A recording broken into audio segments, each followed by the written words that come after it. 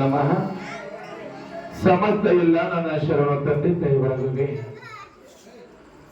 ಗುಡ್ಡಾಪುರದ ದಾನಮದೇವಿ ಪುರಾಣವನ್ನ ಗದುಗಿನ ಗಾನಯೋಗಿ ತ್ರಿಭಾಷ ಯೋಗಿ ಅಂಧನಾಥರ ಬಾಳಿಗೆ ಬೆಳಕಾಗಿರ್ತಕ್ಕಂಥ ನನ್ನಪ್ಪ ಪುಟ್ಟ ರಾಜ್ಯ ಕವಿಗಳು ಬರೆದಕ್ಕಂಥ ದಾನಮದೇವಿ ಪುರಾಣವನ್ನ ಬಹಳ ಸುಂದರವಾಗಿ ತಾಯಿ ಪುರಾಣ ಬರೆದ ಎಲ್ಲ ಕೇಳಬೇಕು. ಏನೆಲ್ಲ ಒಂದು 5 ದಿವಸ ಎಲ್ಲಾ ಶರಣ ತಂದೆ ತಾಯಿ ಬೆಳಗಾವೆ. ನಮ್ಮ ಮನೆಯ ಸಂಸಾರ ಹೊಲ ಮನೆ ಟಿವಿ ಅಲ್ಲೇ ಇರುತ್ತೆ, ಎಲ್ಲಿ ಹೋಗಂಗಿಲ್ಲ. ಎಲ್ಲಾ ಧಾರಾವಾಹಿ ಒಂದ್ 5 ದಿವಸ ಎಲ್ಲ ಬಿಟ್ಟು ಬೇರೆ ಒಂದ್ 5 ದಿವಸ ಮತ್ತೆ ಬಹಳ ದಿವಸ ಅಲ್ಲಿ ಪುರಾಣ ಒಂದು ತಿಂಗಳಲ್ಲಿ 5 ದಿವಸ ಪುರಾಣ ಅದ. ಅದಕ್ಕೆಲ್ಲ ನನ್ನ ಶರಣ ತಂದೆ ತಾಯಿ ಬೆಳಗವೆ. ಯಾವ ಕವಿಗಳು ತಾಯಿ ದಾನಮದೇವಿ ಪುರಾಣಕ್ಕೆ ಬರ್ತಾರ ಬಹಳ ಚಂದ ಕೇಳಿದ್ವಿ ನೀವೆಲ್ಲ. ಶರಣರ ಸಂತರ ಮಹಾತ್ಮರ ಪುರಾಣವನ್ನ ಕೇಳಿದರೆ ಏನಾಗ್ತದ ಬಳಕ ನಮ್ಮೆಲ್ಲರ ಪಾಪ ಹೋಗಿ ಬಿಡುತ್ತದೆ. ಅದಕ್ಕೆ ಒಂದು ಕಡೆ ಒಬ್ಬ ಮಹಾತ್ಮನ ಹೇಳ್ತಾರೆ, ಕಡುಗೀಲಿಲ್ಲದ ಬಂಡಿ ಹೊರಗೆಡುವುದು ಮಾಮೂಲೆ, ಕಡುಗೀಲ ಬಂಡಿಗಾದಾರ ಕಡುದರ್ಪ ಏರಿದ ಒಡಲಂಬ ಈ ಬಂಡಿಗೆ ದಾನಮ್ಮ ದೇವಿ ಪುರಾಣ ಕಡಗಿಲ ನೋಡ ರಾಮನಾಥ. ಬಹಳ ಚಂದ ಹೇಳ, ನೋಡ್ಬೇಕು ನೀವೆಲ್ಲ.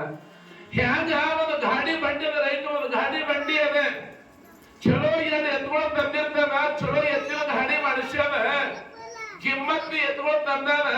ಏನ ಮಾಡ್ಯಾರ ರೈತ, ಪೇಟ ಸುತ್ಕೊಂಡ ರುಮಾಲ್ ಸುತ್ಕೊಂಡ್ ಹೆಂಗ್ ಮಾರ್ಕೊಂಡ್ ಹೆಂಗ್ ಗಾಡಿ ಒಳಗ ಮಡದಿ ಮಕ್ಕಳು ಎಲ್ಲಾ ಕುಂತಾರ. ಕಿಮ್ಮತ್ತಿನ ಗಾಡಿ ಮನುಷ್ಯನ ಚಲೋ ಏನ್ ಎತ್ಕೊಳ್ ತಂದಾನ. ಪುಣ್ಯಾತ್ಮ ಒಂದು 5 ರೂಪಾಯಿ ಕೀಲ್ ಹಾಕಿಲ್ಲ, 5 ರೂಪಾಯಿ ಕೀಲ್ ಹಾಕಿದಿಲ್ಲ. ಅದಕ್ಕೆ ಏನು ಮಾಡಿದ ಗಾಡಿ ತಗೊಂಡು ಹೊಂಟದ, ಒಂದು 2 ಮಾರು ಹೋಗಿಲ್ಲ, ಗಾಲಿ ಉಚ್ಚಿ ಬಿದ್ದದ, ಗಾಲಿ ಒಂದಾಲಾಗಿ ಬಿಡ್ತದೆ. ಅದಕ್ಕೆ ಹೇಳ್ತಾರೆ, ಕಡುಗೀಲ ಬಂಡಿಗಾಧಾರ, ಕಡುಗೀಲ ಬಂಡಿಗಾಧಾರದ ಕಡುದರ್ಪವೇರಿದ ಒಡಲಂಬ ಈ ಬಂಡಿಗೆ. ಕಡುದರ್ಪವೇರಿದವರು ಯಾರಂದ್ರೆ ರಾವಣ, ಕುಂಭಕರ್ಣ, ಕೀಚಕ, ಭಸ್ಮಾಸುರ, ಇವರೆಲ್ಲ ಕಡುದರ್ಪವೇರಿದವರು. ಅಂತ ಕಡುದರ್ಪವೇರಿದ ಒಡಲಂಬ ಈ ಬಂಡಿಗೆ ನಾವು ಸಹಿತ ಶರಣರಾಗಬೇಕಾಗಿದೆ, ಮಹಾತ್ಮರಾಗಬೇಕಾಗಿದೆ. ಅಂದ್ರ ಶರಣರ ಸಂತರ ಮಹಾತ್ಮರ ಪುರಾಣವೆಲ್ಲ ಕಿವಿ ಮೂಲಕ ಕೇಳಬೇಕು ಪುಣ್ಯಾತ್ಮರೇ. ಅವಾಗಿ ಜನ್ಮ ಉದ್ಧಾರ ಆಗಿ ಬಿಡುತ್ತೆ ಹೇಳುವಂತ ಮಾತು.